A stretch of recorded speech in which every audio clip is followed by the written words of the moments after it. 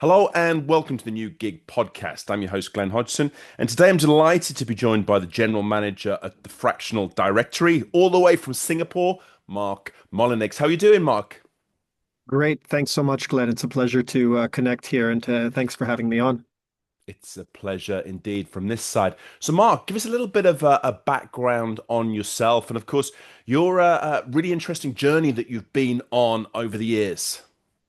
Sure. So starting from the end and working backwards, as you mentioned, I'm Fractional Directory General Manager for Singapore, and we've built out the directory, which I'm sure we'll spend a bit more time talking about.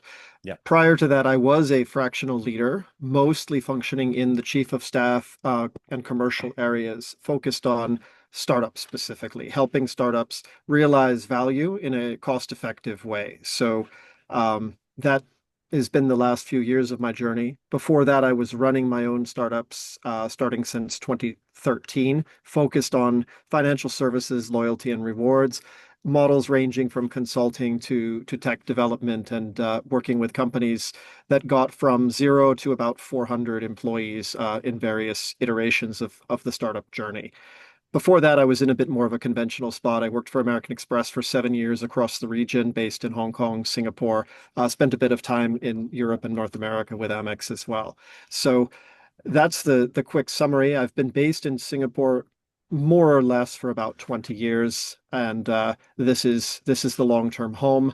The potential for this region and some of the shifts that we're seeing in the way people are choosing to be employed in this region is what led me to go full-time into this journey with the fractional directory and to build out a product that's suitable for flexible workforces and workforce transformation.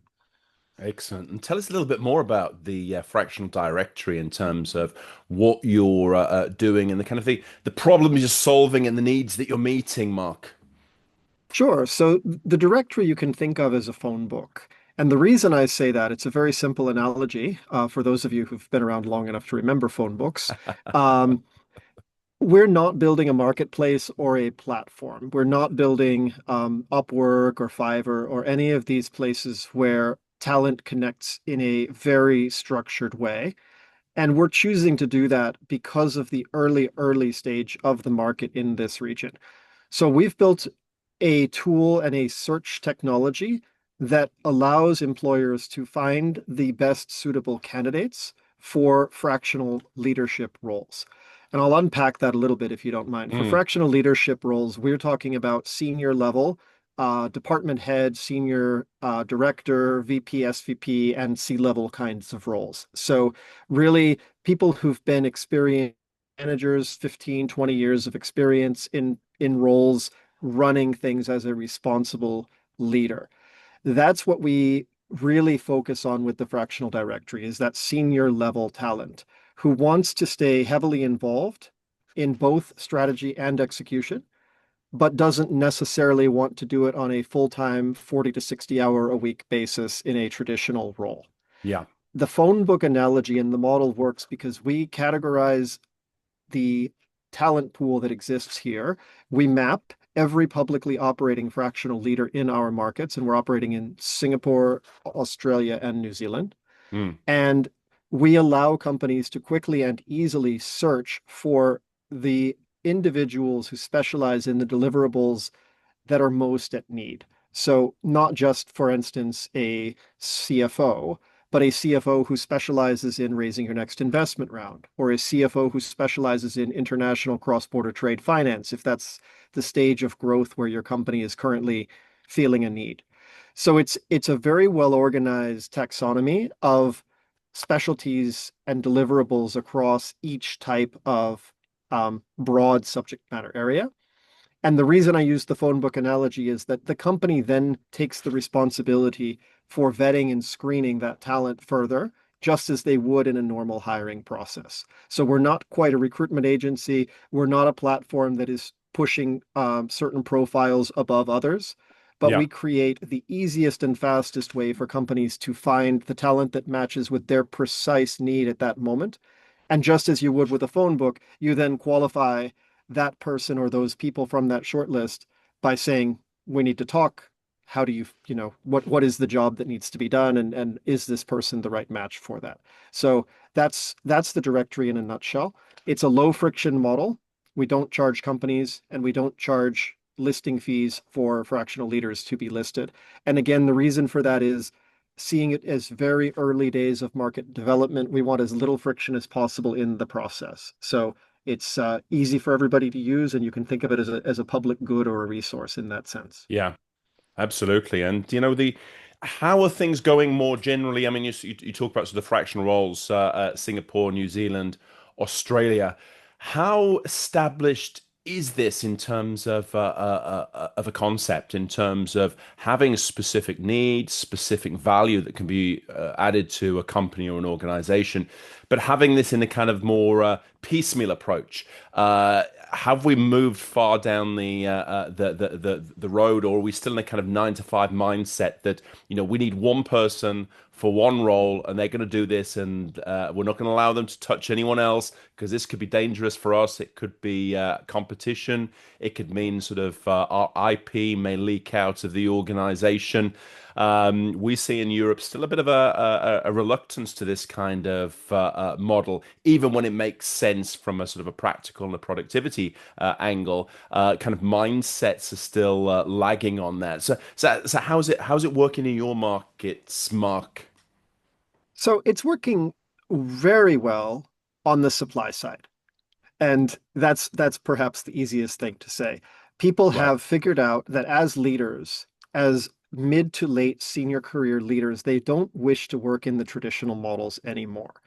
And that's there's always been a small set of people who are a bit more individualistic and have made those choices. And they used to found small consulting firms like I did myself a few years Yeah. back, or they would find ways to contract through consultancies that hire in sort of overhire talent and do it on an ad hoc basis. What's changed is that now people are building these as long-term, sustainable personal ventures. And they're saying, this is actually my model that I will stick to. And Yeah. almost no full-time offer would dislodge me from this way of working. That, I think, is a significant change. And we've seen it in all three of the markets in which we're operating. If I take demand side, everything you said is completely true. We are still in very early days, and there is still resistance for all the reasons you mentioned. So demand is growing. Australia is probably the furthest ahead of the markets that we're operating Right. in. There's an understanding of fractional as something different from traditional consulting or advisory work. It's not just freelance under a fancier name. And there are a significant base of people who are operating as fractional leaders as their primary business model. If Yeah. I look at New Zealand and Singapore, I would say many fractional leaders still take on other kinds of consulting project-based roles without direct authority. They take on non-executive directorships and they take on other things that are more geared towards portfolio careers. Yeah. But the reason is that there isn't enough demand yet for pure play fractionals to have all of their dance card filled with this exact configuration of work. Now, that Hmm. is changing quite rapidly. Something very exciting that I can announce for you is that the Singapore government has just um, awarded us, the Fractional Directory, with a pilot program designed to help companies figure out how to hire fractionals. It's called FLIP, the Fractional Leader Integration Program. Okay. And that is going to walk companies through all of these objections or misunderstandings that they currently have with the process of hiring fractionals, from how to negotiate the non-disclosures and the competition concerns that they may have, all the way through things like how to integrate and how to communicate to the rest of the team that this person is a fully empowered team member who's just not present 100% of the time. So all of those pieces will be coming together over the next 12 months, and we will be taking a cohort group of companies through that process to show the use case. And this is something in Singapore that's very helpful to these new business models. The government is extremely motivated to try out and to innovate in a way that I think in some other markets doesn't happen as easily with the government. Yeah, yeah, absolutely. And I think this education process is absolutely crucial because, it's not just a case of selling. It's really sort of softening the ground and educating the market as to why this is good, why it's important, what are the benefits of this, what can it actually give the company or the organization, and something that has not maybe been thought about in in every company, and that's something I think sort of it needs to be a bit of push as well as a bit of pull, I think, on these elements. That's exactly right, Glenn. We've had a number of conversations now, and it started really with startups, not just for me Yeah. personally, but for the directory. Startups get it because the value equation is so much more important to a small company. To say that I have X thousand dollars of monthly budget, and for that money I can only hire somebody extremely junior, and Singapore is a common problem. Singapore is Yeah. a fairly high cost labor market on base salaries. I mean, we'll leave aside benefits where I understand in Europe, cost of benefits may be even higher. But we're an easy market to hire and fire, but we're a Mm. high cost market in terms of base compensation. That creates a challenge for early stage companies, especially. And so for us to be able to say, listen, there's another model here where you bring in somebody who's more senior, pay them the same amount, but you get 10x the commercial value out of that person, even though they're not there every day. Yeah. That's a no-brainer for startups.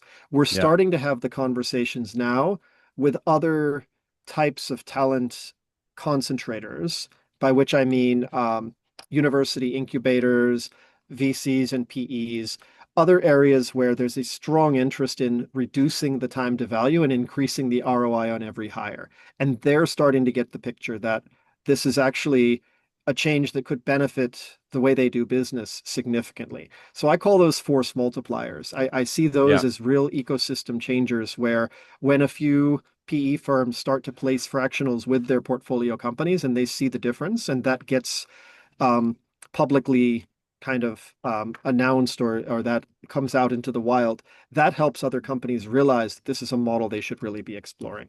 So we Mm. see all of those dynamics starting to develop, and we really see a tipping point forming in 2025, 2026 within these markets.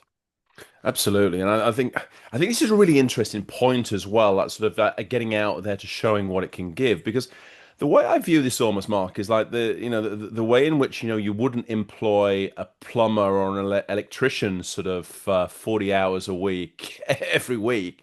You use them when they're necessary.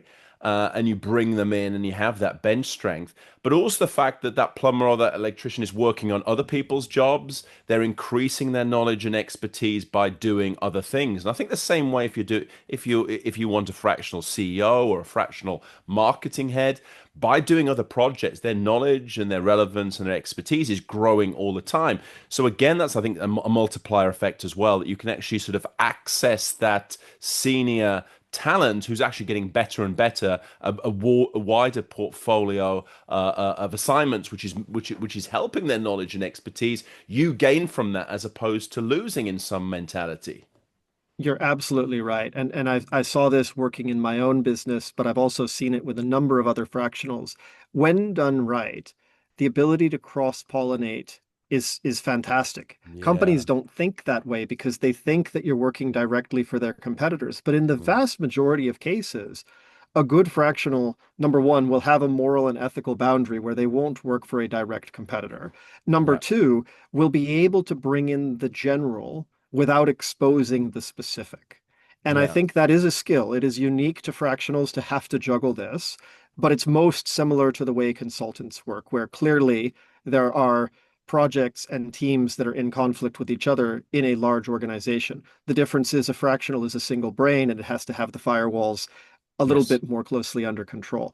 But it is absolutely possible. And I've found that the fractionals who do this well, they fully disclose the clients that they're working on to the other clients. They have a set of principles and boundaries which they actually disclose before taking on any new roles so that each client can be comfortable with that and get the benefits you're talking about without Yeah. facing the drawbacks or the concerns. So I see that companies that have used fractionals actually do quite well with this. It's the ones who are experimenting and thinking about trying who have a lot of these objections because they haven't necessarily had the conversation to learn how these objections can be handled.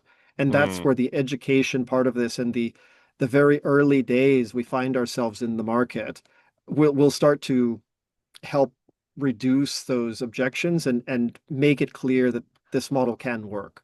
Hmm.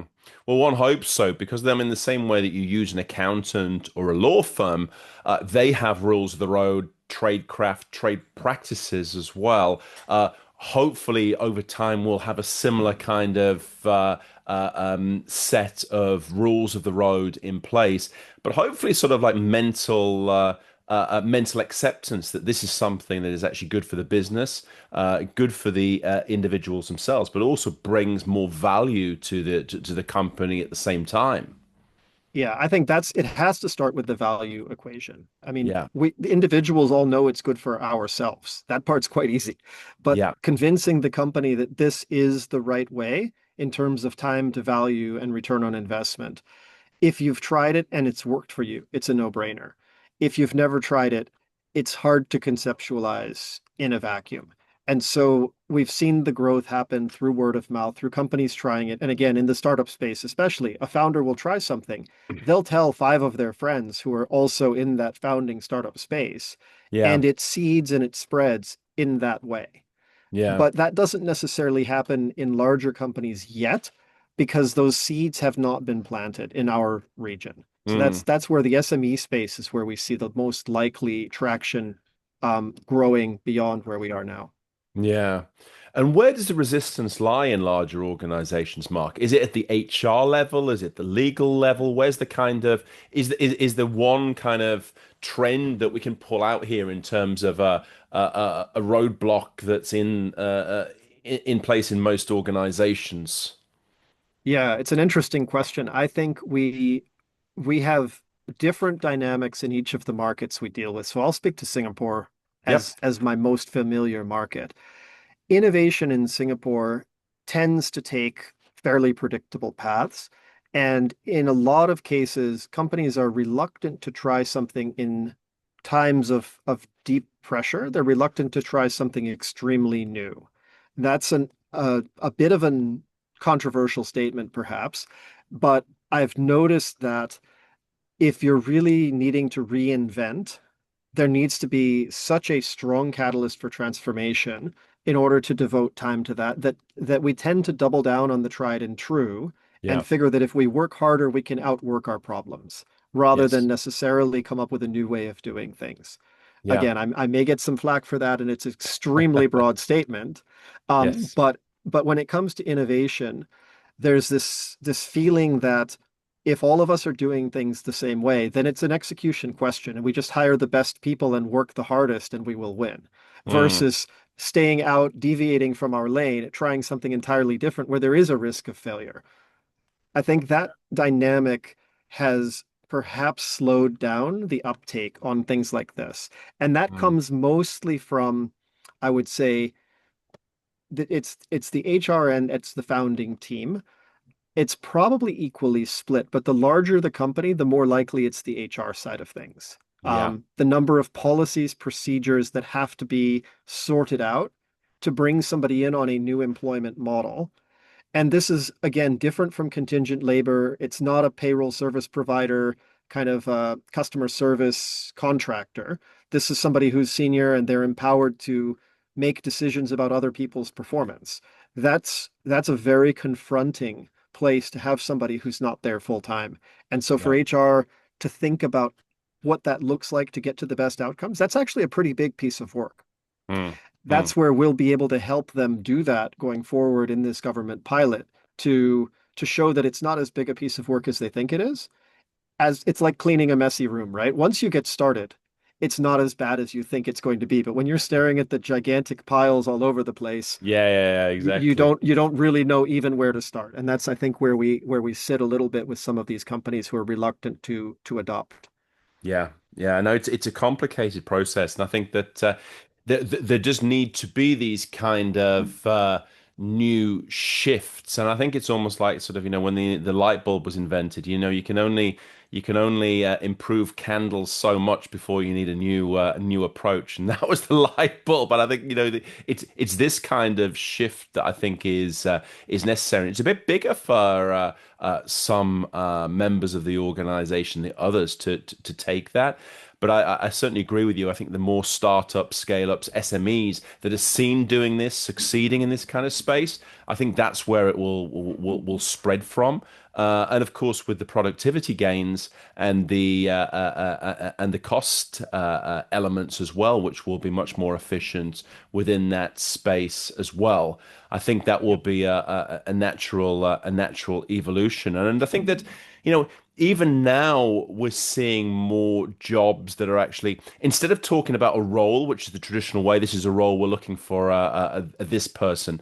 It's much more value based. It's much more task based, and I think this Yep. is also plays into that sort of fractional angle as well. That more and more comfortable we get from moving away from a role towards the actual value you can actually bring to a company or organization. I think this kind of shall we say divests the whole idea of a full-time employee and a specific role to something more fluid and actually much Yep. more sort of productive.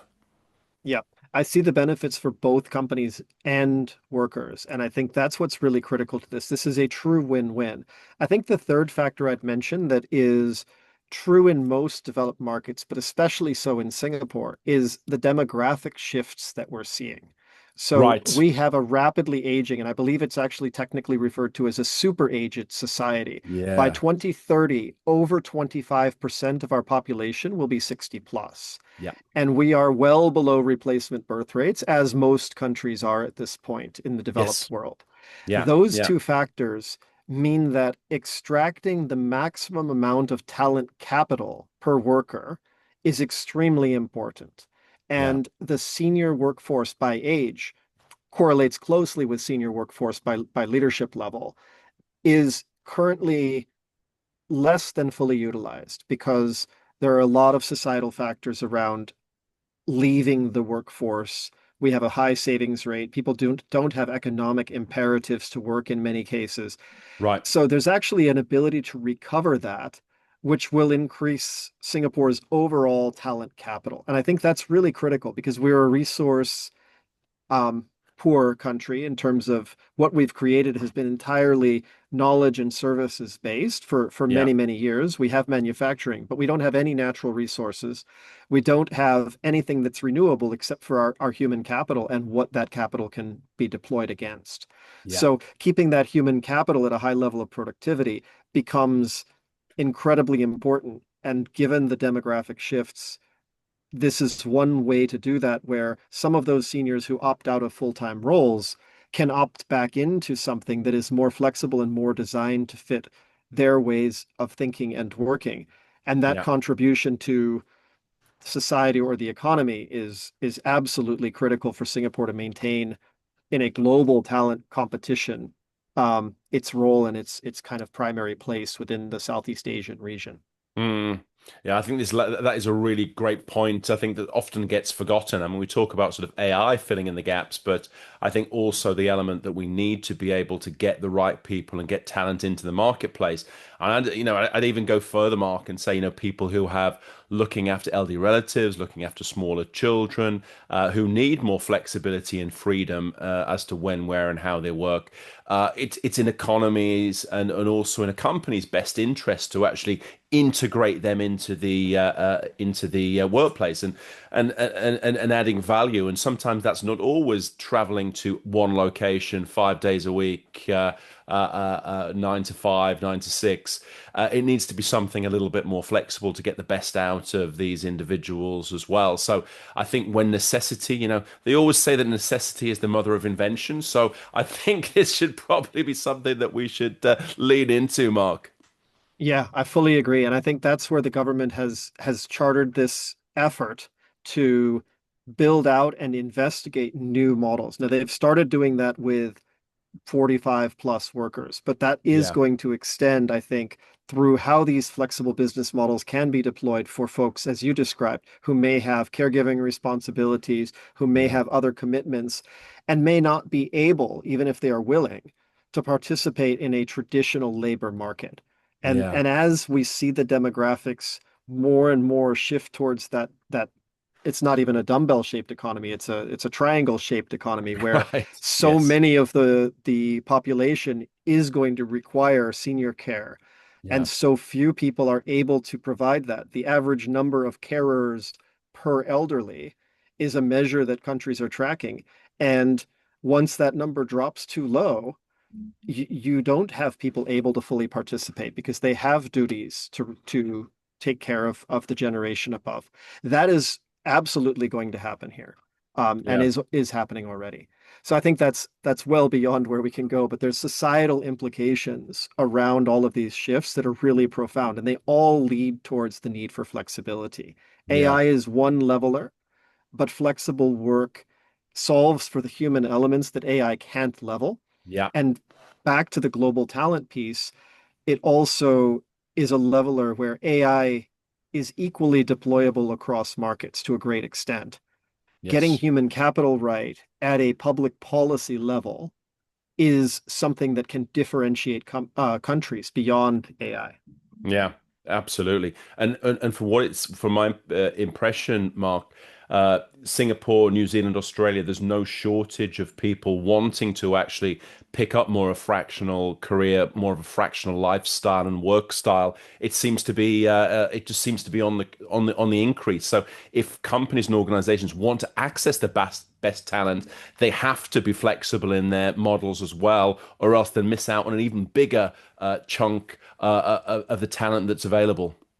Absolutely right. We've seen it, and we launched the directory in Singapore about 14 months ago, September last year. We launched with 230 pre-registered fractional talent. They had seen what we were doing. They'd sort of put themselves in the wait list, and they were ready on day one to be listed in the directory. We're now approaching 650. So Wow. we've tripled in the 1 year plus that we've been operating. And Yeah. that's on the back of people adopting this model or discovering that this is a place to be listed, a combination of factors. But it's showing that this is a clear demand trend. And I think it is one that's going to stay with us. Some people have asked, is this only a bad economy thing where people prefer working in these models because they can't get a full-time job? And Yeah. what we've seen is that's absolutely not the case. So many of these people, myself included, have turned down multiple full-time job offers. And Yeah. it's just because they've chosen a business model and they've chosen a personal life design that no longer accommodates full-time employment for various reasons. Completely. And that is a shift that is beyond anything in the macroeconomics. It is absolutely a personal lifestyle and workforce shift that companies need to be aware of. I think recruitment companies are actually going to be the most disrupted by this shift because the traditional model of placements is very much geared around a full-time role, full-time Yeah. compensation, and a commission against that full-time compensation. So where I really see the disruption occurring is going to be in some of these other intermediaries. Yeah. Well, about time as well. I think they're ripe for disruption in a lot of cases, and I think it's essential for so many people. But Mark, it's fantastic to have your insights and knowledge into what's actually happening, and such a great initiative that you've got there. It's really got legs. It's really growing, and I think that it would be great to have you back to hear about how the process is going, particularly sort of working with the public sector and the decision makers as to how this is evolving. Would love to do it anytime and happy to share. I mean, I think we're at the tipping point of a very exciting shift. We've seen it first because we're on the front lines, yourself included, but I think this is now hitting the public consciousness, and that's a pretty exciting spot for us to all be watching. Yeah, absolutely. Well, thank you very much indeed, Mark. Thank you.